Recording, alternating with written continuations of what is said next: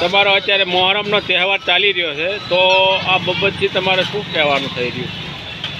દર વર્ષે મુસલમાન યાદમાં કબીલ કરી છે. એમાં અમે પાણી પછી ન્યાય સવારે પ્રસાદી અલગ અલગ આમ જનતા માટે શિવરની સમય માટે બેસી છે. જે કરબલાના મેદાનમાં અને શહીદ કરવામાં આવ્યા હતા યાદમાં યાદ અમે કબીલ બનાવીએ છીએ. દર વર્ષની મુજબ આ વર્ષે પણ અમે કબીલનું આયોજન કર્યું છે.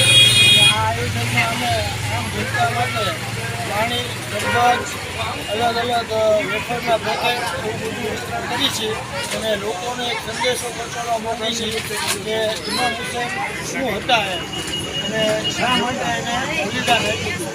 એટલે સત્ય માનવતા માટે એની જે કુરબાની છે એને મોહરમ નિમિત્તે અમે સબીલના રૂપમાં યાદ કરી અને એક આ સબીલનું આયોજન કરી છે. એમાં અમને શિવોર પ્રેમી જનતાનો પણ સાથ સહકાર, પ્રશાસનનો પણ સાથ સહકાર રહે છે.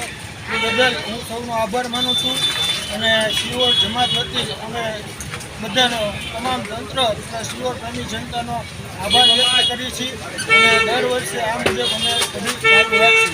જય હિન્દ, જય ભારત.